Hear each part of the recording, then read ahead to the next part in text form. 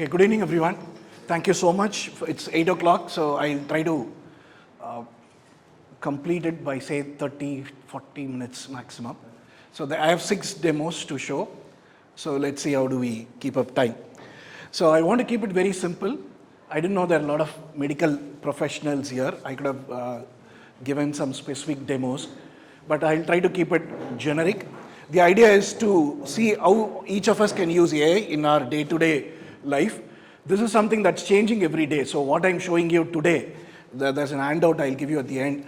But the point is that tomorrow you're going to try it, it would have changed. That's how fast this technology changes. But I think what my objective is, if I'm able to demystify, so each of you who haven't tried it are trying it tomorrow, day after, weekend. That's the objective, not anything else. And I suppose each one of us have used ChatGPT. So how many of us haven't or are using ChatGPT? Let's start with the positive one. Okay, that's good. Any of the other ones? Gemini, Copilot, anything? Okay. Google Gemini and all that. There's all sort of tools available. So we'll try to keep it simple. And I thought I'll start with this quote. Why always quote famous people? Let me quote myself. Okay, it makes me feel good. And it's somehow putting your name in a quote makes you feel bigger than you really are or smarter than you really are. But this is some months back. I had this epiphany that instead of AI making us smarter, it's actually making us dumber. That's how, especially, there's no Gen Z here, so I think I can take the privilege of saying, especially if you're interacting with Gen Zs, you think they are very smart, but in their own ways. It becomes really difficult to. I have first-hand experience, like many of you. I have to interact with my son. He's just finished his college, so I learn this every single day that what I'm doing is wrong. Okay, so he keeps reminding me, oh, that's wrong. That's not the way we are supposed to do things. I said, I have an engineering degree on this. No, even then you are wrong. So that's the first thing is, father is always wrong. Then he starts his other thing. So what is happening is, if this is, again, not specifically about that generation. It's more about how people are today interacting. We have very short memories. Let's not get into the reasons. But the reason why I'm quoting this on an AI talk, today these models are improving, but these models also have a shorter memory. We call this as the context window. So that is why you can't give all the data to these models and say, come up with some.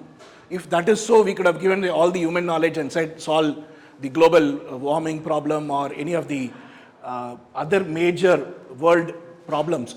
These models have a context window. Typically, what is a context window? It's like how much you can remember in a single point of time. We all have read multiple textbooks, but if you go and ask a textbook that you read in the previous standard, we kind of forget it and then move on to the next grade textbook. It's not like we don't know the context of it, but we don't know the specific. That's how many of these models work.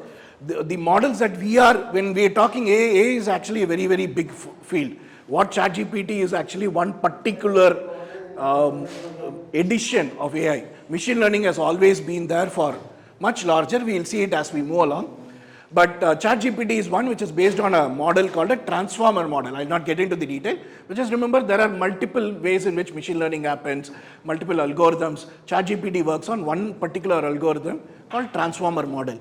Basically, if you remove everything else, it is all about you give a text, it guesses the next word or the next sequence of words. That is what these models are supposed to. They don't have any great intelligence. We always like to come up with all fancy marketing terms. They don't have any intelligence, so they are not a sentinel being, and all that is very, very way far off. The Silicon Valley companies would like the $1 trillion valuation, so they are saying we are just close to AGI, which is artificial general intelligence. Don't ask me to define what is AGI, because nobody has defined AGI. Unless it is defined, or until it is defined, you can keep raising trillions of dollars. The minute you define it, then it becomes a problem. So these models are all about defining or guessing or statistically predicting what is the next sequence of words. And they are doing it at a scale which makes them look intelligent. They are really, really large. They are trained on trillions of parameters. Just don't worry about what's a parameter. There are trillions of values they operate on every single time. That is why they tend to become, it is like the famous story. You put 1 million monkeys and give them 1 million years, they can write the best Shakespeare poem. So it's something like that. I'm not demeaning them, but just to demystify them. That's what at the end of the day they work on. Few things are examples of machine learning in the past. Machine learning is a field that is from 1956. John McCarthy coined the term in the Dartmouth University at that time, where he got a collective statistician and computers engineers or researchers in 1956, and they coined up that term called artificial intelligence. And from that, the field is there. It's gone through various winters where investments happened, it didn't work out, and then investments dried.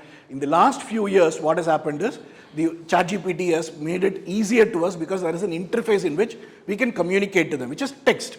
That is why it has become popular. At the back end, those algorithms, those techniques have all been there for many years, at least 20, 30 years, not at the scale that is possible today. The scale is the one which has changed, and the amount of data we are able to give every day. We are writing ourselves in Facebook or Twitter or wherever, internet. All this data, these models are able to learn.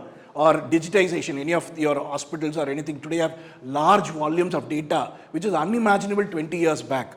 That is why this has happened in the last 4 or 5 years. But the field exists. I'll give you a very simple example. This has already been there for 10, 15 years. Classic examples, Uber is there for last 10, 15 years. Uber uses machine learning at the core of it, otherwise it can't draw thing. Or Google Maps uses machine learning, or why go there? Even the simplest Gmail, in the last 15 years, you wouldn't have got that much spam as we used to in the previous 15 years. That is machine learning. It just filters spam. Okay, and it goes through a machine learning process. Other classic example is your Netflix. Before you watch a movie, today if you go home and if you're planning, generally you watch a movie, say at 10 o'clock, Netflix knows that at 10 o'clock you will watch a movie, and it also knows, before you know, what is the movie you will watch today. Okay, and there is no, they don't have a camera and all. It's just billions of users, millions of parameters, and thousands of movies, they're able to predict. YouTube, similar thing. What you're going to watch next, YouTube knows. Okay, it's not controlling you. I'm not a pessimist on that side, but it just trains. It's like a simplistic example. I'm sorry if I'm not getting it right. You as a doctor, when you see a patient, you immediately know what's wrong with him. Okay, but I like to hear. I want to keep telling my family doctor, this is my problem. He says, I already know. But then, the reason you know that is you have seen thousands of patients or hundreds of patients walk in that area, community having that infection or whatever, something like that. So anyway, going back, this is about in 2016 or 17, this is an application which I designed and developed called Simpligic for my business. The idea is, what you see on the left-hand side is just one news story, that's all. This app doesn't have any other interface. You open it, will give you one story to read. That's about it. You can't share, you can't like, you can't get to the next story. The idea is, can we predict the correct story you like to read at that particular point in time, based on where you are, based on other people in that cohort, etc., etc. So that's the application. That's the one which is patent pending, because improvements keep on happening on that application. It's a research application. It's not out there. This is the other startup, fintech startup I did a couple of years back during the pandemic. This one is called Docu3C. The idea is, can we look at the documents that financial companies of high net worth individuals in the US, just by the documents that they have given, can we map about this consumer, this family, how compliant they are to various rules, and can we do a map about them from the documents, not from the CRM data, but from the documents. Can we map and then say how compliant you are, and then comprehensively tell the investment manager about this family or this holding. So that's the application we built. So these are pre-ChatGPT. The point I'm highlighting is these are pre-ChatGPT. This one is 2020, the other one was 2017. This is an application that we have developed. Currently it is running for a US-based law firm. Just a second, let me connect to the internet. Yeah. So this is a law firm we developed and they are currently using. The backend for this, of course, is ChatGPT API and all that. This is not the actual application because that's non-disclosure, but you get the idea. We have various assistants for them. When they want to look up a knowledge within the organization, this is a very large law firm in the US, so various documents that they've got, they want to look up, they go to that knowledge, they want to summarize, they want to write based on their standards. For example, they address the US president, it's always Mr. President, those kind of conventions, branding conventions, document guidelines, all that the system is trained on. So this uses ChatGPT's API at the backend, and that's they have seen like 30-40% improvement in the quality of documents they are able to produce. More than the time saving, they are able to do more work. It's more a productivity boost rather than, at least it's been there for a year and a half. I haven't heard any lawyer losing their job, but they are able to do more work. That's the point.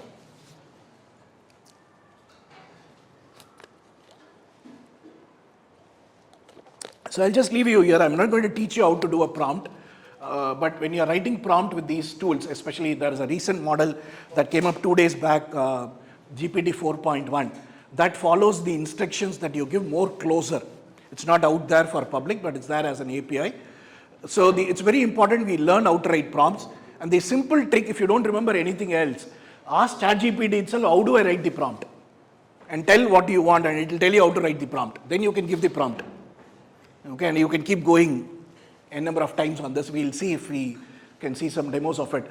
So the point is, these are, when you're writing a prompt, remember the system requests. Again, these are not compulsory. It's not a command. That's why it's called a prompt. It's not called a command. It's not called a coding. It's not called a programming language. It's English. Or even you can do like DeepSeek or even ChatGPT. A lot of instructions you can even give in Hindi, Telugu, Tamil. It will follow to a very, very large extent. So the idea is these are 5 elements in a prompt. Just again, have an idea about them. Most important is tell the persona who you are, what do you want the system to behave as. So if you're talking about a travel agent and a customer, say I am a customer, like to visit these places. You are the travel agent. That's the persona. So the system kind of gets into that knowledge base that's available for it to work on, for you to think of. Second is instruction be as clear as possible. More than the clarity, the quantity is important. Tell as much as you can about what you want to do. Don't worry about it being grammatically correct or order correct. The system will figure it out. What you wanted to do, as if you're talking to a friend. You're not going to say 1 colon or 1 dot, I want to go to Switzerland. 2, I wanted to be snow free. 3, I wanted to be business class. 4, I wanted to stay in 5. That's not how you talk. Talk in the way, but give as much information. More information you give, system, you will see the results from ChatGPT or Google Gemini to be a lot better. Third is the context. What is the context in which you are operating on? The context could be in the information itself, or you provide the context that I like to do this cheaper, or I'm trying to do this in this particular scenario, or I like to do this 2 months down the line. Whatever is the context that makes sense for the prompt that you are giving. The fourth one is the input data that you wanted to operate on. Fifth is, of course, the output data, whether you want a table, image. Today, these models can also generate video. They are called multi-models, so they can generate multiple things. Again, it's very simple. They just, instead of guessing the next word, they guess the next pixel, or the next audio, or the next code. They are super good in writing software code. Today, in large companies, 30 to 40% of software code is written or generated by these models. So these are 5 things. Again, you don't need to remember every time when you type, you don't need to think, oh, I need to give 5 things. Nothing like that. Just have an understanding. So more you give, it will become more effective. This is an example of a prompt that I typically give to, I write a blog at Venkatarangan.com about various topics, movies, travel, like Ram mentioned. So now I just write the movie review, my comment. I don't go to ChatGPT and say, oh, I saw Dragon movie, can you write a blog? It can write, but it won't be my blog. I don't need to see the movie to write it. It's not my experience. The system hasn't experience. It will take all the cumulative experience, what's out there, and then give it. You don't need to write it. Google can write it itself, or any of the other companies. Your friend wants, they can ask ChatGPT for a Dragon review. They don't need to come to your blog or your WhatsApp message to read it. So what I give is, I give this prompt. I'm a movie reviewer. You are an expert copy editor. Again, no need to remember these. I just like to give you a idea. I have written this review, a draft. Can you rewrite it in my language? And I have given an example of the language. Rewrite this thing. Be grounded on the facts I give. Ensure the text flow is correct. Rearrange. Provide a good ending. 3 to 4 titles, etc. So I kind of give whatever that you want to do. You want to do grammar check. You want the order. Can you come up with a humor for this? You are giving a speech, and you want to start with the humor. Give your speech and ask it to generate the humor. Give the context. Do you want it to pick up examples from Indian mythology, Jataka tales, what do you want? Where do you want the humor to come in? You give us as much instruction. Otherwise, it's going to give you a very generic humor that may or may not work with your audience. So always you know your audience. Who are you writing for? Who are you speaking for? So give it as much instructions as possible.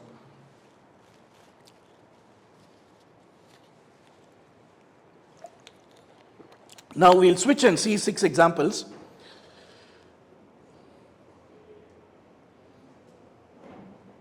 Okay, so all of us are familiar with this ChatGPT.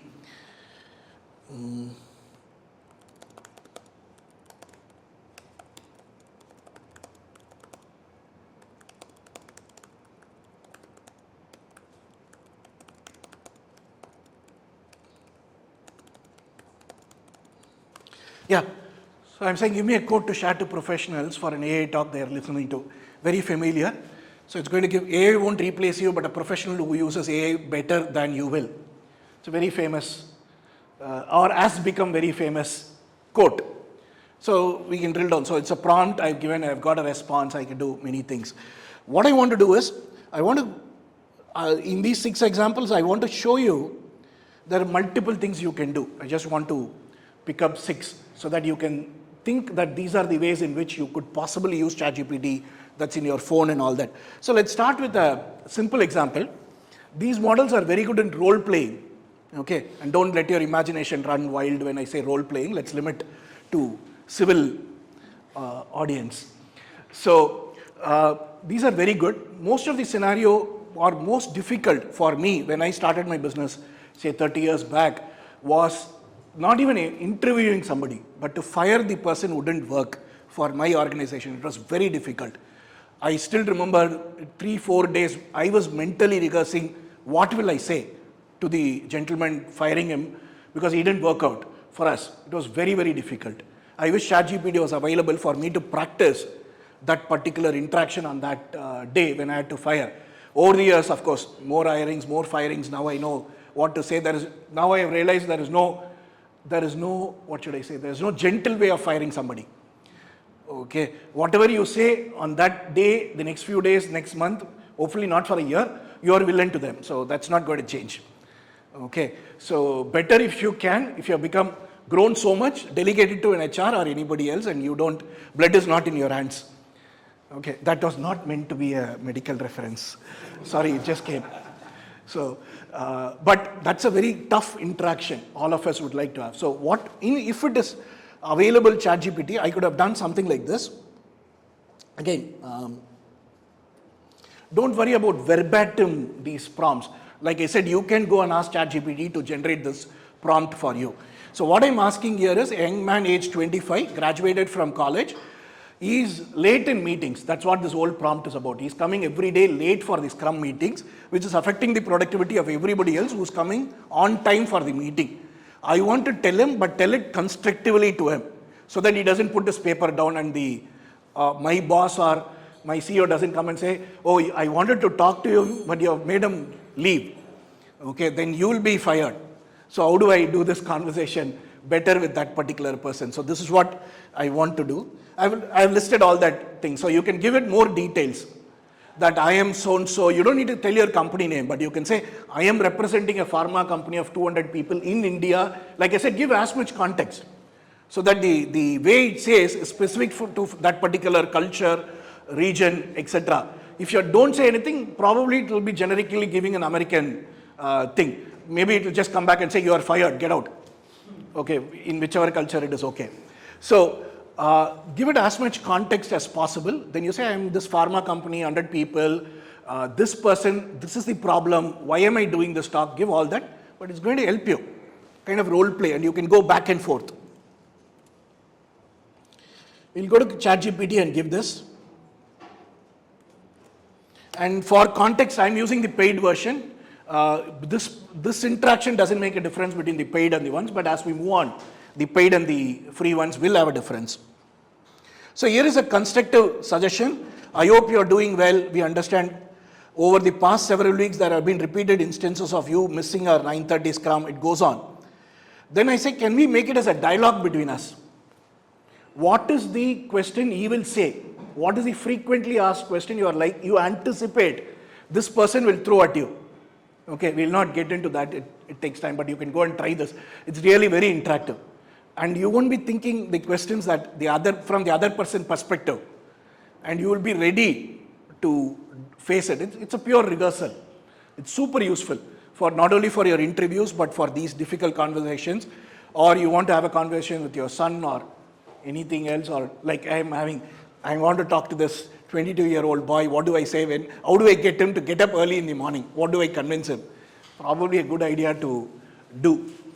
So these interactions, role play, are something you can use ChatGPT or any of these models for.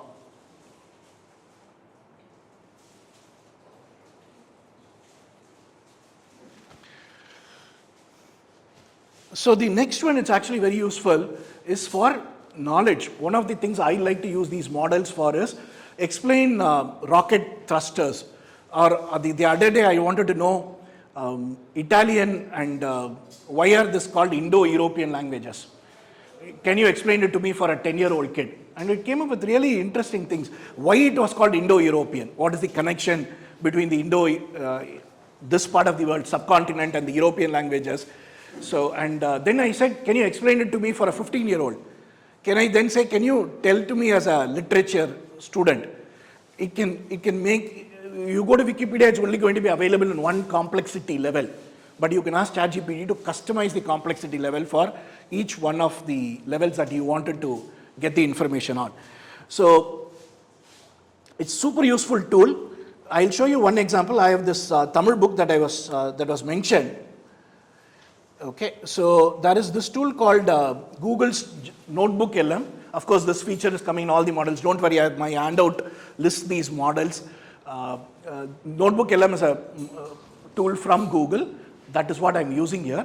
So I've given it the text of my entire book here, and it's made it into a podcast, as if two people are talking and reviewing my book. Okay, I'll play you that, and then we will continue. This is all completely generated. I didn't do anything other than just give it my book copy.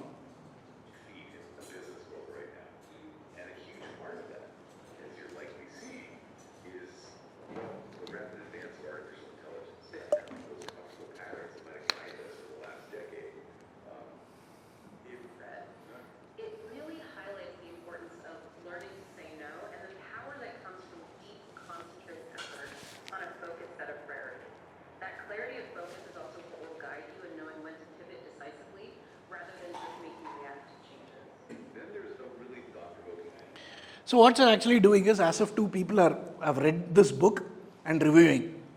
I found it, the current clip that is playing is my upcoming book called Founder Catalyst. I've written stories for founders. I found the editing process, this podcast, to be super useful. My own book, when I want to edit, 45 minutes, it's done on podcast, and I'm able to listen. I'm able to see how the book will be from a reader perspective. This book will be appreciated or not appreciated, which stories kind of resonated with them. It's super useful. Why am I quoting this example for all of you?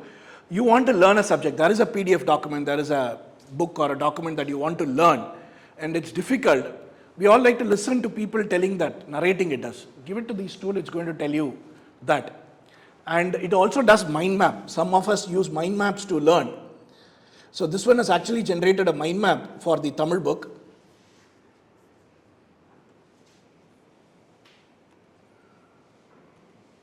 So this is a complete mind map that is generated. Let me.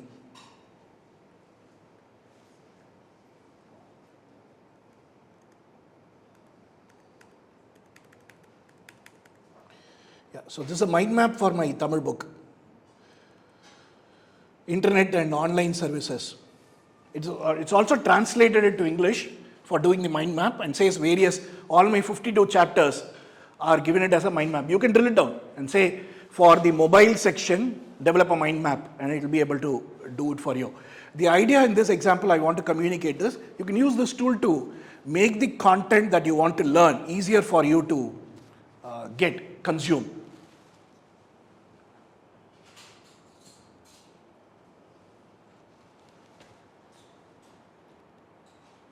This one, of course, is the famous example, and that should be me. That's what ChatGPT thinks based on my photograph. You all have seen the Studio Ghibli images that's gone around the internet, and whether it is copyright is there, not there, we'll not get into those examples. But today these models, you can give it an example and say, produce. Why it's useful for me, other than the Studio Ghibli thing is, I'll show you again for the book that I'm working on, real example. I've used ChatGPT and generated all the illustrations for my book. Okay. All the 20 chapters, these are just some of the chapters. So it's able to generate these illustrations. These are 6 pillars I'm talking about for a particular chapter. A story, I'm talking about patient fly trap. And the style is consistent. Because I gave it my logo and say, study this logo, then generate this. And the prompt is that I said, I'm going to give you a logo. I want you to generate a fly trap image, but follow this logo style. Can you write a prompt for it? Don't go into generating directly. You're not going to get the result. Ask it to write the prompt so that you can see the prompt, make changes, then ask it to generate the prompt. You will be getting much better results. See, it's all consistent. This one is for my chapter where I'm talking about how brands have to use today's social media. And the prompt for that will be something like this. Imagine a Roman gladiator, influencer comments. It's written a very long set of things. It is generated. I didn't write this long prompt. All I said is, this is the chapter, this is kind of the rough thing that I want you to do the illustration, come up with ideas. It gave ideas, then I choose and said, now write a big prompt. Then it wrote the big prompt, I generated the image. The other thing it can actually do is, do a story, complete story. This one I wrote of an incident of my son when we were traveling in Udaipur, I guess. After we went around the fort, he lost, and we thought the guide has taken him. This is way back, 15 years back. So I wanted to narrate that story and draw a comic. So I gave this to Google AI Studio. That's another tool. Again, I've documented in these handout. And I asked it to generate a series of panels like in a comic strip. And this is the output you will get. And again, these outputs are getting better and better. So a son going around, seeing the fort, losing, and we are worried about him. Then we are searching frantically for him. He sees an horse, he got excited, he got reunited, and he takes the horse home and all that. The last part is fiction. We didn't bring an horse home. So, so that's what these models can actually do for creativity. Okay. And this one is very personal, the next one. These models are useful for video generation. Why am I talking video generation to all of you? We don't want to take movies. There is enough animation movies already. It's actually to bring back memories. So the one I tried, you could use it for multiple things. Maybe there are even used for teaching. You want to tell somebody how to do something. It's more easier to show them in action. So these models today, ChatGPT has its own video model, but the best one is from a company in China called Clang.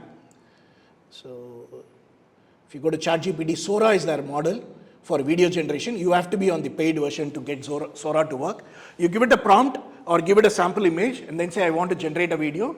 It will be able to generate it for you. We're not going to be doing that now, but I'll show you an output. Clang is the tool that is really popular. If you really want to do this, the output I'm going to show you is from Clang, clang.ai. The free version itself gives you about 5 seconds or 10 seconds, which should be good for you to try the idea.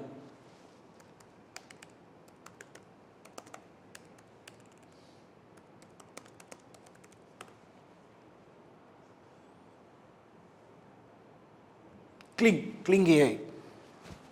This one is from China, of course. Let's not be very worried. We are not having any secrets that Chinese already doesn't know about us.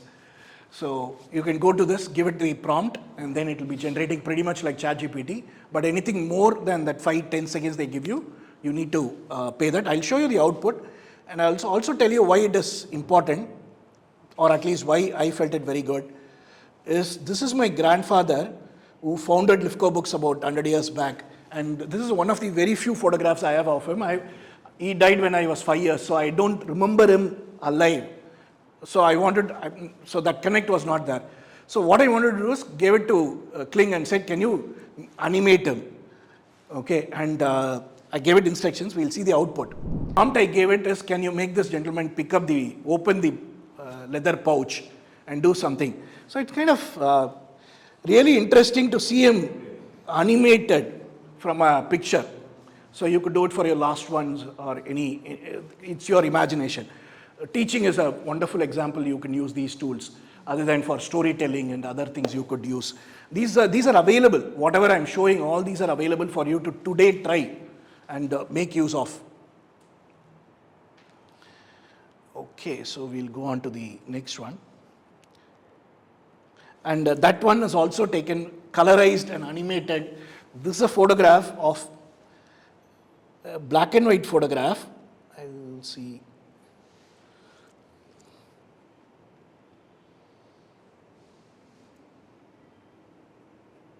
That's a black and white photograph which has been colored and kind of shown in animation. Yeah, it's here. That's a black and white photograph taken in 1962, and that it is animated and shown in this way.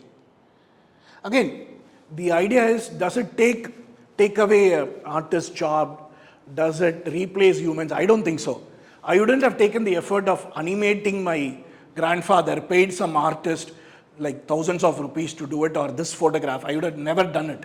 It just makes it accessible to all of us. That is how I see these tools doing it, is making things which were not possible earlier, today possible. This is an interesting example. We'll take probably another 10 minutes. So okay, I'll take, okay. So this one, data. Today there's a lot of data available, but biggest problems, how do we take decisions out of this data? I'll show you an example. ChatGPT has this new model O3. Again, you don't need to very worried about the model. Many of these models have similar capabilities. So I'm going to give this movies I like. So there is a database called Movie Lens. They have thousands of movie data, people voting about that movie and all that. I'm going to use that data, give it to ChatGPT O3 and say, can you come with some insights for this data? We can do that today in Excel. It's not something you can't do it in Excel, but it's going to take lots and lots of Excel power for you to do this.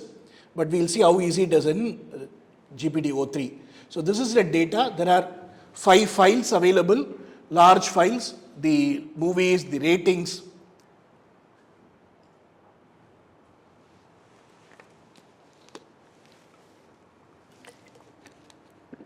All these movies are there, thousands of movies. They have a larger one, but I'm just using the smaller one for demo. This is all the ratings. Ratings about the movies, individual movies and the ratings. So this basic raw data is available. It could be any data. So what I'm going to do is, I'm giving a prompt to Movie Lens and saying, this is the context of this data. This is the data that I'm giving you. Can you give me insights? Can you draw something? I'll show you the prompt. But the point to note is, I'm not saying ChatGPT itself, you go to Movie Lens, pick up that data, then it might pick any data. So I've done the initial work. Of course, these things could also be automated in coming models. But the point is, today, if you want accurate answers, avoid hallucination. Hallucination is where the model makes up its own data, nonsensical data. We don't call it hallucination anymore. We call it confabulation. Okay, because hallucination, people have figured out it's not good. Confabulation, you have to look at dictionary. Confabulation is lying without the intention of lying. So these models lie without the intention of lying.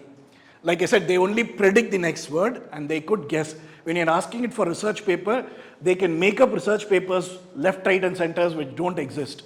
So please don't operate on a patient by ChatGPT giving you a research document on how to operate on a new surgery which is 100%. Sorry. So what I've done is given that actual data and then asked it to do,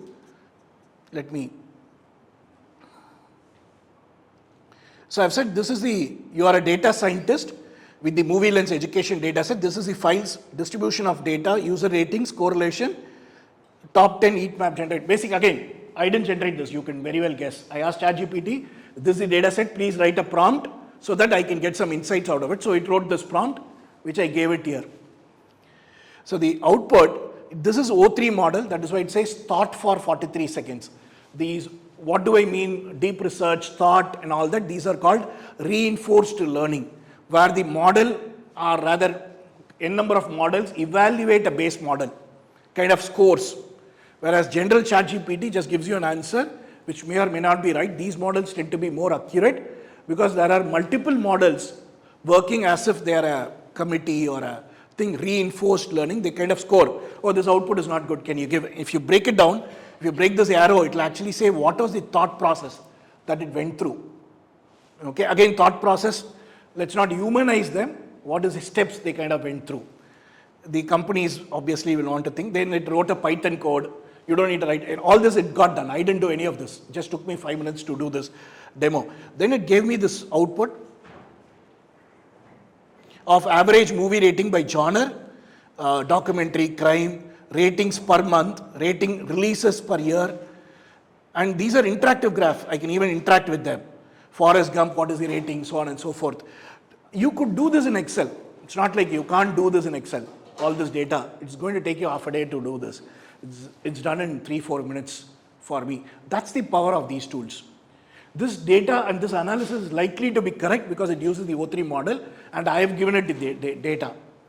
So when you are able to give more data, ask it to be grounded, ask it to operate on this particular data with these deep learning, deep research models, the results tend to be more accurate.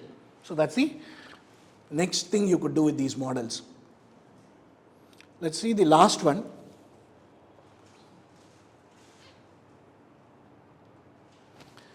This is my favorite one.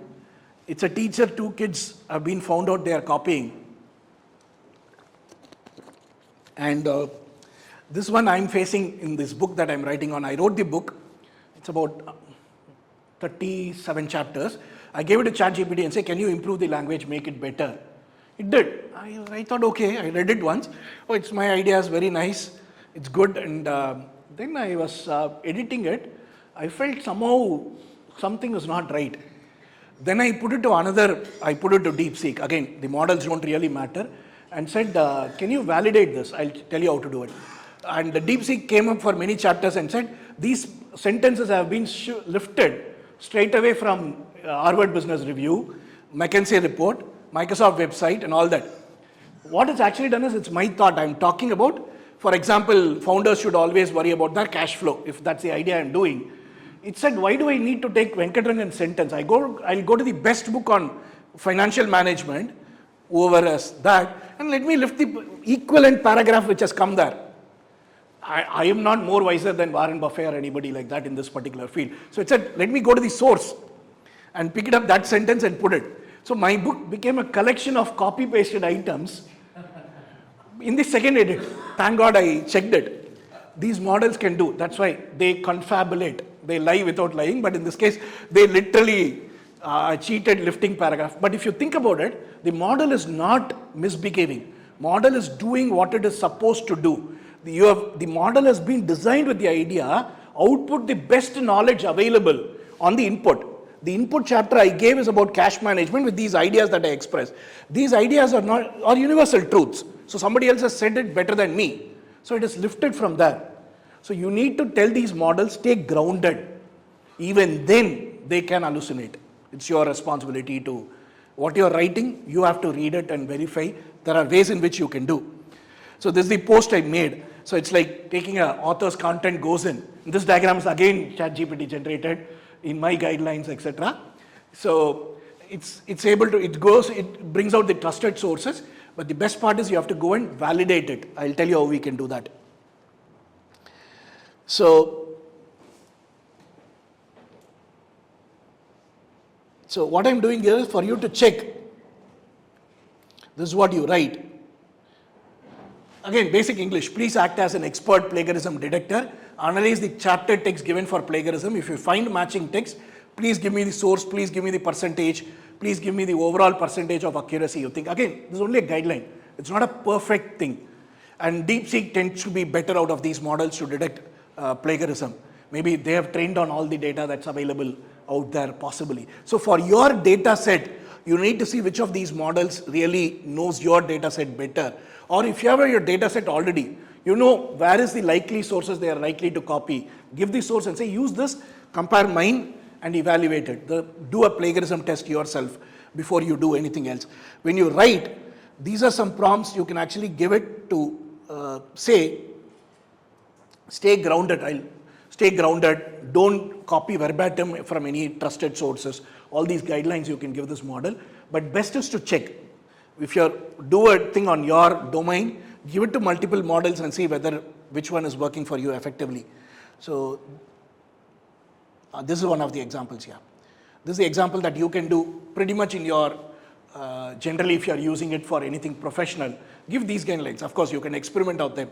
Do not add new ideas or example. Do not copy paste from trusted sources. Rephrase only, use different sentences. Some prompts that worked out well for me. You can experiment and see which works for you.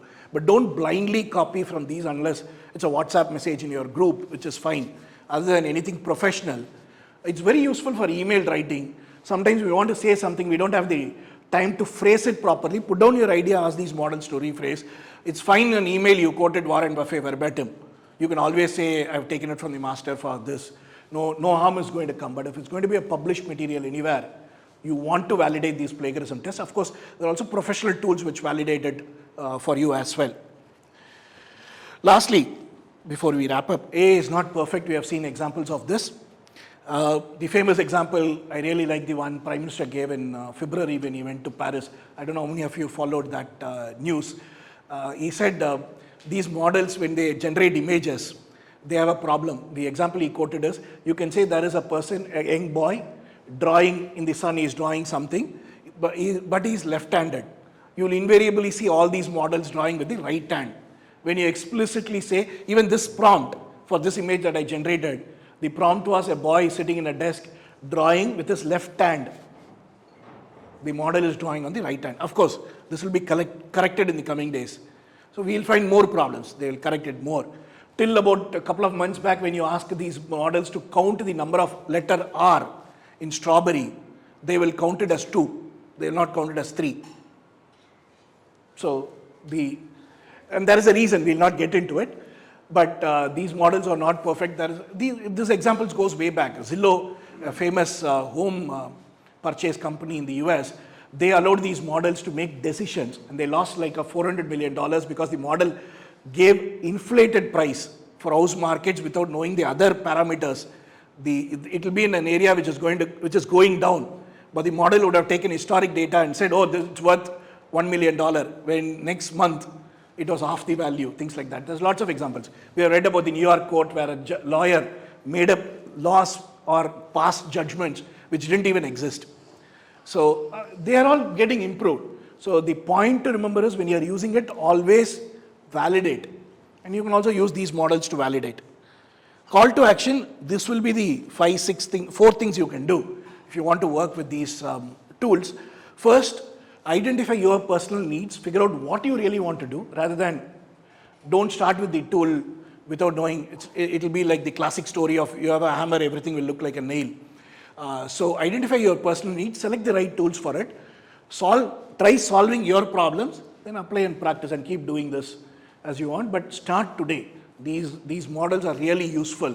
It really helped my book, but it wasted about a week for me by sending me in the wrong direction in the copy-pasted content, but that forced me to rewrite the original chapter in a different way. And now I'm really finding it useful because I'm able to copy-paste each chapter and then ask it to rate and ask it to validate. It's made me more quality control what I've written. So that's the personal use I've seen. This is a very interesting quote from Mr. Nandan Nilekani. The real value comes from how you apply AI to make a difference to people. That's how I see these technologies.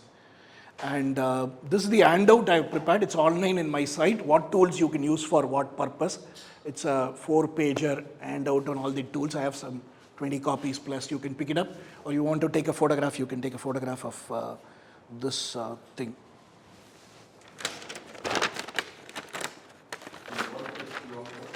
QR code is for the complete. The printout only has 2 pages. There's no questionnaire, don't worry. There is nothing you need to fill up or anything. So I just got 2 pages here, but more pages are available online. So various tools, what you can use for what. And that's my contact details. So thank you, ladies and gentlemen. And any questions, I'll be happy to take. Thank you. Any questions people have? Thank you, Mr. Thank you. English enthusiast. He said there are a lot of grammar mistakes in Yes, be careful when you use it for your absolutely. So that is also an AI tool, but I have no fights at home.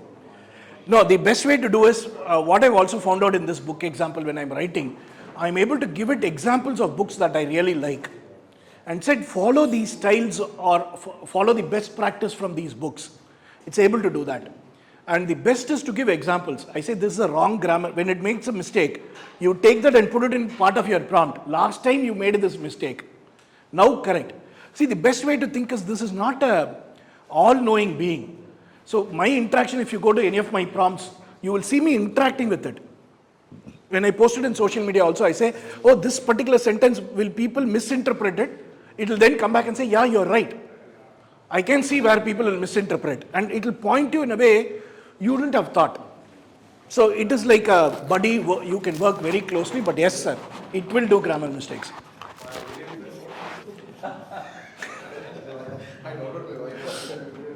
Hi. So, working? Hello? Yeah, this is a powerful weapon. This is a powerful weapon. Everybody is aware of it. Yes, On a global level, the chance of misuse is very high. yes. So, what are the regulations which are going to come into force to prevent misuse of AI and create different problems? Okay, the question is on misuse. Definitely yes, obviously. It's a very, very big problem. There is a whole new field. People are, these companies are calling it as responsible AI. They're not calling it ethical AI, they are calling it responsible AI. The word is loaded. That's what they are doing. There is also the whole point of legal issues. When it copy pasted, what is the copyright, so on and so forth. Can you use this material? All that is a problem. People are, laws are coming up, laws are being tested in the court. But yes, they definitely can be misused. We already saw in Cambridge Analytica 10 years back with Facebook, pre-AI era itself, how these social media could be weaponized. And right now it is being weaponized, absolutely.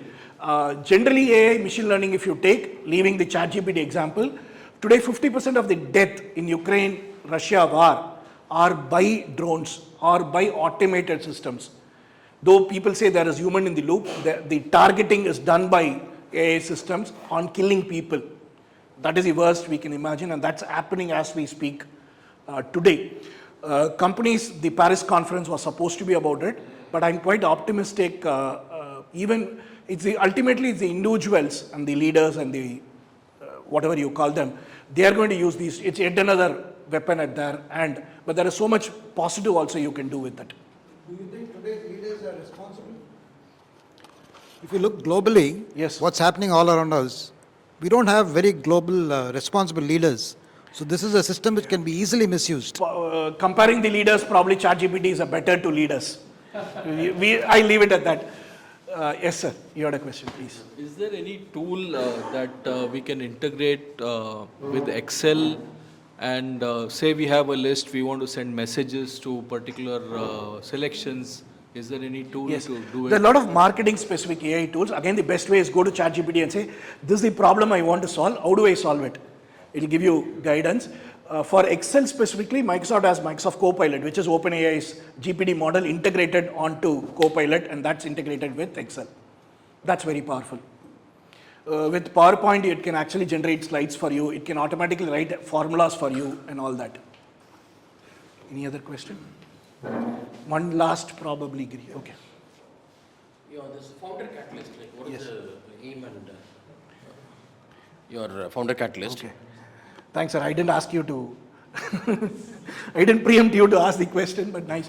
So the idea is sharing my experience with CXOs on how they can become a founder. Transforming into CEO, I think is a very different process than a founder just founding a company, especially in today's startup. I find a lot of youngsters, that's the help they want. They have great idea, they have great energy, but they need the guidance to mature into CEOs. That's what I do for them, and that's what this book is supposed to, which I'm writing, is supposed to do it for them. Thank you. And one last question. Yes. Like, no, you're going to develop your own ChatGPT kind of artificial AI tool. I'm not going to be. I need $1 billion at least to do it. In case you do it, like, how will you name it? What will be the name of this? I'll have to ask it. Ask the chat GPT, but I think our Indian mythology have enough names we can take inspiration on. I'll just leave you with this. Again, these thoughts are not new. In the 1960 book by a Polish author, he has actually imagined, it's a science fiction book. He has actually written the prompt, what we call today prompt in his book in 1965.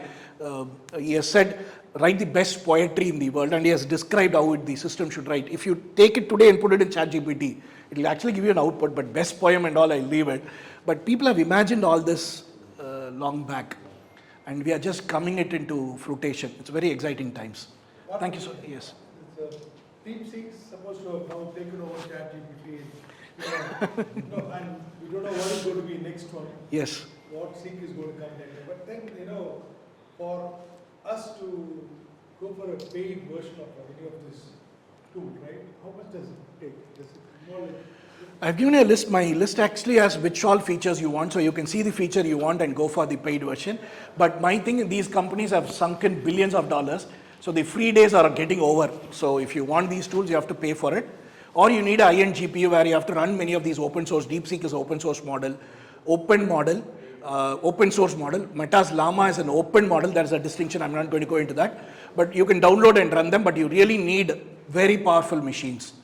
So either you pay $20 a month or you spend $10,000 and buy yourself a machine. $20 a month the minimum? Is probably the minimum you'll have to spend, and you may not have a choice without using these things. Just like today, without Word or Gmail, you can't run your business. I just leave you, since you brought up DeepSeek, the reason why DeepSeek US got really scared in early January, if you are tracking the US stocks and all that, it's not because it was better. It was better. It was doing it in a lesser number of GPU and all that, but the main thing why they really got scared, all the engineers involved in DeepSeek, none of them are Western educated. All of them were Chinese educated. So the US and pretty much the Western world thought that the best minds on AI and ML have to be studied in a US institution. DeepSeek has said, no, Chinese educated institutions, we can build this model. That's why they were scared about this whole thing. Thank you. Thank you. Thank you. Thank you, Venkat. Wonderful. Thanks. For us to kind of an eye-opener into this whole world of AI and try and see what we can do. I think many of us will come to you offline and try to ask you the questions. Anyway, I request now President Vinayak to felicitate our speaker with some shawl.